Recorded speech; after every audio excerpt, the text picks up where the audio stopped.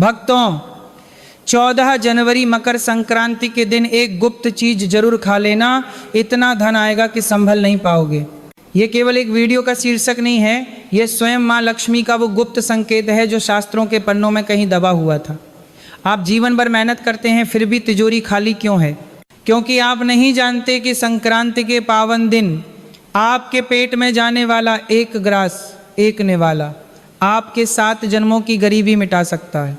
वहीं दूसरी तरफ एक गलत चीज खाने से आप राजा से रंग बन सकते हैं। ये सुनने में अजीब लग सकता है, लेकिन सत्य हमेशा कड़वा और गुप्त होता है। बहुत से परिवार आज सिर्फ इसलिए कष्ट भोग रहे हैं क्योंकि उन्होंने इस महा उपाय को मामूली समझकर छोड़ दिया। भक्तों सावधान, ये वीडियो आपके जीवन का सबसे महत्वपूर्ण वीडियो हो सकता है। आज हम आपको वो गुप्त भोग बताएंगे जिसे मकर संक्रांति पर खाते ही दुर्भाग्य घर छोड़कर भाग जाता है। इसलिए हम चेतावनी देते हैं, इस वीडियो को मजाक में न लें। इसे छूना या आधा अधूरा देखना अपने पैरों पर कुल्हाड़ी मारने के समान है। जिस पल से आप ये वीडियो देखेंगे आपकी किस्मत बदलने लगी है। लॉ ऑफ अट्रैक्शन पर विश्वास करें, आम लोग ये शब्द कभी नहीं देखेंगे। आप किस्मत के बच्चे हैं जिन्हें सफलता के लिए चुना गया है। पक्का इरादा वाला मैसेज छोड़ें, मैं जरूर अमीर बनूंगा। आज मेरी जिंदगी के इस टर्निंग पॉइंट को दिखाने के लिए अगर आप सच में देवी लक्ष्मी का आशीर्वाद पाना चाहते हैं तो प्लीज़ इस जानकारी को कम मत समझिए, क्योंकि सही समय पर किया गया एक छोटा सा बदलाव भी आपकी किस्मत में एक बड़ा मोड़ ला सकता है। आने वाली जरूरी और गुप्त जानकारियां मिस न हों, इसके लिए चैनल को सब्सक्राइब करें। भक्तों, उस गुप्त वस्तु के बारे में जानने से पहले यह समझना बहुत ज़रूरी है कि आखिर 14 जनवरी 2026 का दिन इतना खतरनाक और इतना चमत्कारी क्यों है। शास्त्रों के अनुसार मकर संक्रांति वह समय है जब सूर्य देव अपने पुत्र शनि के घर मकर राशि में प्रवेश करते हैं। पिता और पुत्र का मिलन होता है। इसी दिन से देवताओं का दिन यानी उत्तरायण शुरू होता है, यानी स्वर्ग के दरवाजे खुल जाते हैं। लेकिन भक्तों, 2026 की मकर संक्रांति बहुत अलग है। बहुत से लोग जो खुद को ज्ञानी समझते हैं वे आपको कहेंगे कि इस दिन खिचड़ी खानी चाहिए, चावल और दाल की खिचड़ी। लेकिन सावधान, यही वो गलती है जो आपको बर्बाद कर सकती है। क्यों? ध्यान से सुनिए। 14 जनवरी 2026 को शटतिला एकादशी, शतिला एकादशी भी पड़ रही है। हमारे शास्त्रों में साफ साफ लिखा है और गरु पुराण गवाह है कि एकादशी के दिन चावल खाना साक्षात मांस खाने के बराबर पाप माना जाता है।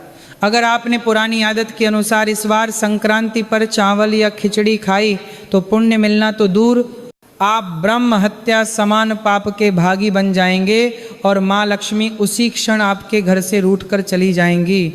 तो फिर वो गुप्त चीज क्या है जिसे खाने से धन वर्षा होती है? भक्तों, वह दिव्य भोजन है काला तिल और गू। जी हाँ, काला तिल और गू। सुनने में ये बहुत साधारण लगता है, लेकिन इसका प्रभाव चमत्कारिक है। शास्त्रों में काले तिल को शनिदेव और पितरों का प्रतीक माना गया है और गू को सूर्य देव का प्रतीक माना गया है। मकर संक्रांति के दिन जब आप काले तिल और गू का सेवन करते हैं तो आप एक साथ सूर्य और शनि दोनों ग्रहों को शांत कर देते हैं। एक तरफ सूर्य देव आपको मान सम्मान और स्वास्थ्य देते हैं, तो दूसरी तरफ शनिदेव आपके जीवन से सारी रुकावटें और दुर्भाग्य हटा देते हैं। नियम यह है, मकर संक्रांति की सुबह स्नान करने के बाद सबसे पहले अपने पितरों और सूर्य देव को हाथ जोड़कर याद करें, फिर इस तिल और गुज को प्रसाद समझकर खाएं। बप्पे बुजुर्ग कहते हैं कि जैसे तिल का आकार छोटा होता है लेकिन तेल भरपूर होता है, वैसे ही यह छोटा सा उपाय आपके जीवन में भरपूर धन भर देता है। जो लोग इस दिन तिल खाते हैं और तिल का दान करते हैं उनके घर में कभी भी अकाल मृत्यु नहीं होती और तिजोरी कभी खाली नहीं रहती। इसलिए 2026 में चावल की खिचड़ी को भूल जाइए और तिल गुण के इस महा उपाय को अपनाइए। भक्तों, अब बहुत ध्यान से सुनिए। आपने सही चीज खा ली, पुण्य कमा लिया, लेकिन अगर आपके घर का दरवाज़ा ही दरिद्रता गरीबी ने रोक रखा है तो माँ लक्ष्मी अंदर कैसे आएंगे। शास्त्र कहते हैं जहाँ सफाई वहीं खुदाई नहीं, बल्कि जहाँ स्वच्छता वहीं प्रभु का वास। मकर संक्रांति से पहले यानी 14 जनवरी के सूर्योदय से पहले अपने घर से इन अशुभ चीज़ों को निकाल कर फेंक दीजिए, वरना आप चाहे कितना भी पूजा पाठ कर लें बरकत नहीं होगी। पहली चीज़ है टूटा हुआ शीशा या कांच। भक्तों, वास्तु शास्त्र में दर्पण को आपका भाग्य माना गया है। अगर घर में कोई भी कांच चटका हुआ या टूटा हुआ है और आप उसमें अपना चेहरा देखते हैं तो आप अपने दुर्भाग्य को रोज आमंत्रित कर रहे हैं। टूटा कांच घर में राहु का वास बनाता है, जो मानसिक तनाव और झगड़े पैदा करता है। इसे तुरंत घर से बाहर करें। दूसरी चीज़, मुरझाए हुए या सूखे फूल। कई लोग भगवान पर चढ़ाए हुए फूल महीनों तक मंदिर में रहने देते हैं। यह घोर पाप है। सूखा हुआ फूल एक लाश के समान होता है जिसमें से प्राण निकल चुके हैं। यह घर में मृत्यु तुल्य ऊर्जा और उदासी फैलाता है। संक्रांति की नई सुबह से पहले पुराने फूलों को किसी नदी या पेड़ की जड़ में विसर्जित कर दें। तीसरी और सबसे खतरनाक चीज़, मकड़ी के जाले। भक्तों, घर के कोनों में लगे जाले सिर्फ गंदगी नहीं है, ये आपके कर्ज का जाल है। जिस घर में छत पर जाले लटकते हैं उस घर का मुखिया हमेशा कर्ज और उलझनों में फंसा रहता है। जैसे मक्खी जाले में फंसती है वैसे ही आपकी किस्मत भी फंस जाती है। मकर संक्रांति से पहले घर का कोना कोना साफ होना चाहिए। चौथी वस्तु, पुराने फटे हुए जूते चप्पल। अक्सर हम पुराने जूते सीढ़ियों के नीचे या स्टोर रूम में यह सोचकर रख देते हैं कि कभी काम आएंगे, लेकिन याद रखिए पैर शनि का स्थान है। फटे और बेकार जूते घर में रखने से शनिदेव कुपित होते हैं और बनते काम बिगड़ने लगते हैं। संघर्ष बढ़ता है, सफलता नहीं मिलती। इस संक्रांति पर अपने घर से ऐसी सारी पनौती को बाहर निकाल फेंकिए। पांचवी चीज, बंद पड़ी घड़ियां और जंग लगे ताले। घड़ी आपका समय है और ताला आपकी किस्मत। अगर घर में बंद घड़ी है तो समझ लीजिए आपका अच्छा समय भी रुका हुआ है, और अगर जंग लगा बिना चाबी का ताला रखा है तो वह आपके भाग्य के दरवाजे बंद कर रहा है। इन्हें या तो ठीक करवा लें या कबाड़ में दे दें, लेकिन घर में रखकर अपनी तरक्की को न रोकें। भक्तों, यह सफाई कोई साधारण झाड़ू पोछा नहीं है, ये अपने जीवन से नकारात्मकता को उखाड़ फेंकने का एक अनुष्ठान है। जब घर से यह कचरा निकलेगा तभी वहाँ सकारात्मक ऊर्जा के लिए, माँ लक्ष्मी के लिए जगह बनेगी। भक्तों, जरा रुकिए और अपने आसपास देखिए, क्या अभी मैंने जिन चीज़ों का नाम लिया उनमें से कोई एक भी चीज़ आपके घर में मौजूद है? क्या आपके छत पर कबान पड़ा है या स्टोर रूम में कोई बंद घजी छिपी है? शर्माइए मत और ना ही डरिए। हम सब इंसान हैं और गलतियां हम सब से होती हैं, लेकिन समझदार वही है जो समय रहते अपनी गलती सुधार ले। मुझे अभी इसी वक्त कमेंट करके सच सच बताइए, क्या आप भी अनजाने में ये गलतियां कर रहे थे? अगर हाँ तो आज ही संकल्प लीजिए कि मकर संक्रांति से पहले इन्हें घर से बाहर करेंगे, अपने पापों का प्रायश्चित करने के लिए और अपने घर की शुद्धि के लिए। कमेंट बॉक्स में पूरे भक्ति भाव से लिखिए ओम नमो भगवते वासुदेवाय या जय माँ लक्ष्मी। आपका यह एक कमेंट ब्रह्मांड में यह संदेश भेजेगा कि आप बदलाव के लिए तैयार हैं। याद रखिए, जब आप अपनी गलती स्वीकार करते हैं तभी सुधार का रास्ता खुलता है। भक्तों, घर की सफाई तो हो गई, अब बारी है घर को सजाने की। लेकिन सजावट फैंसी शो पीस से नहीं बल्कि उन दिव्य वस्तुओं से करनी है जो साक्षात माँ लक्ष्मी को खींचकर आपके द्वार तक ले आती हैं। 14 जनवरी 2026 को अगर आप बाजार से ये 5 चीज़ें या इनमें से कोई एक भी चीज़ घर ले आते हैं तो समझिए आपने अपने घर का वास्तु दोष हमेशा के लिए खत्म कर दिया। पहली चीज है धातु का कछुआ। भक्तों, भगवान विष्णु ने कच्छप अवतार लिया था।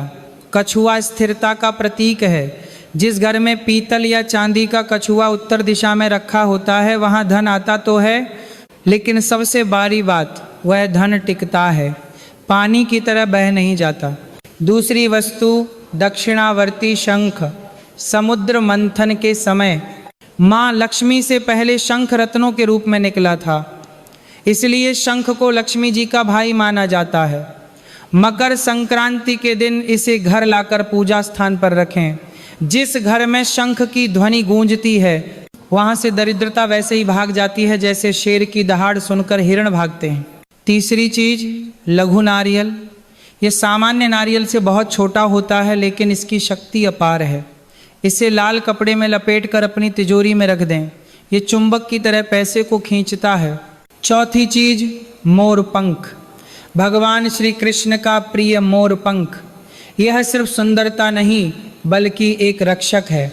अगर आपके घर में अक्सर नज़र लगती है, बच्चों को डर लगता है या राहु का दोष है, तो इस संक्रांति पर मुख्य द्वार पर 3 मोर पंख लगा दें, सारी नकारात्मक ऊर्जा जलकर राख हो जाएगी। पांचवी और सबसे महत्वपूर्ण तुलसी का पौधा। अगर घर में तुलसी सूखी है या नहीं है तो इस दिन नई तुलसी जरूर लगाएं। तुलसी केवल पौधा नहीं, वह घर का रडार है। मुसीबत आने से पहले तुलसी सूखकर आपको संकेत दे देती है। लेकिन भक्तों, बाजार से चीज़ें खरीद लेना बहुत आसान है, पैसे फेंको सामान आ जाएगा। पर क्या आप जानते हैं कि मकर संक्रांति का असली खजाना दुकान पर नहीं मिलता, वो मिलता है आपके भाव में, आपके कर्म में। मैं आपको एक बहुत पुरानी दिल को छू लेने वाली कथा सुनाता हूँ, इसे ध्यान से सुनिए। शायद आपकी आंखों में आंसू आ जाएं, लेकिन यह कहानी आपकी आत्मा को जगा देगी। बहुत समय पहले की बात है। एक गांव में माधव नाम का एक बहुत गरीब ब्राह्मण रहता था। वो इतना गरीब था कि उसके घर में खाने को दाने नहीं थे, तन पर फटे कपड़े थे। मकर संक्रांति का दिन आया, पूरा गांव उत्सव मना रहा था। अमीर सेठ सोने की मोहरें दान कर रहे थे, गाय दान कर रहे थे, बबे बबे भंडारे लगा रहे थे, सब अपनी रईसी दिखा रहे थे।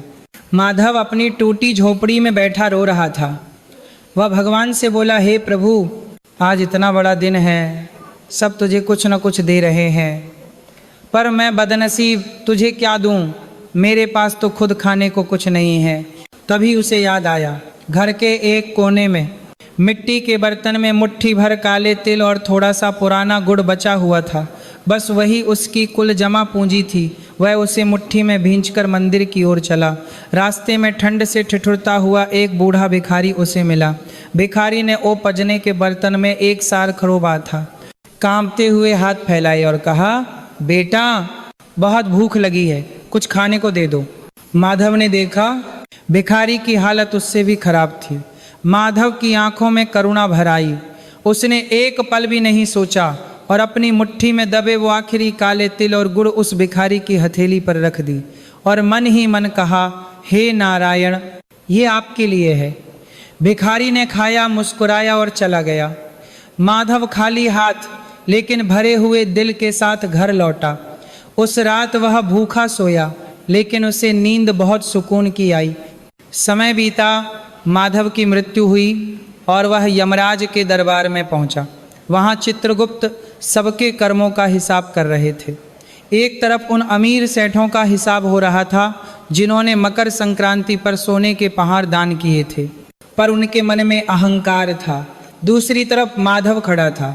चित्रगुप्त ने तराजू के एक पलड़े में सेठों का सोना रखा और दूसरे पलड़े में माधव के द्वारा दान किए गए वो मुट्ठी भर तिल रखे।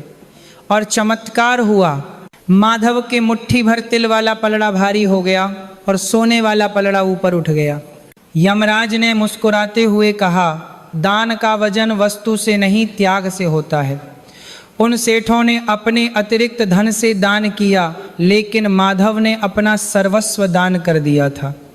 उस दिन वह भिखारी कोई और नहीं, स्वयं भगवान की परीक्षा थी। भक्तों, इस कहानी का सार यही है। 14 जनवरी 2026 को आप क्या दान करते हैं ये मायने नहीं रखता।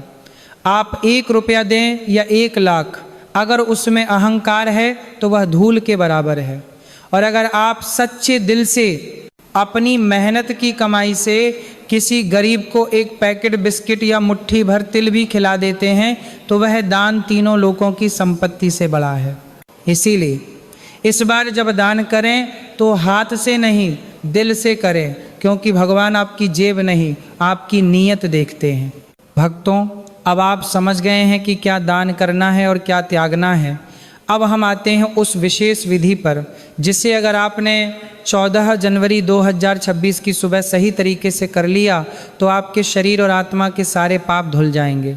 सबसे पहले तारीख को अपने दिल में छाप लें, 14 जनवरी 2026 दिन बुधवार। इसी दिन सूर्यदेव मकर राशि में प्रवेश करेंगे। चूँकि इस दिन षटतिला एकादशी भी है, इसलिए पानी का महत्व अमृत के समान हो जाता है। अब स्नान की विधि को ध्यान से सुनिए। शास्त्र कहते हैं कि मकर संक्रांति पर गंगा स्नान करने से मोक्ष मिलता है, लेकिन अगर आप गंगा तट पर नहीं जा सकते तो निराश ना हो, आप अपने घर के बाथरूम को ही तीर्थ बना सकते हैं।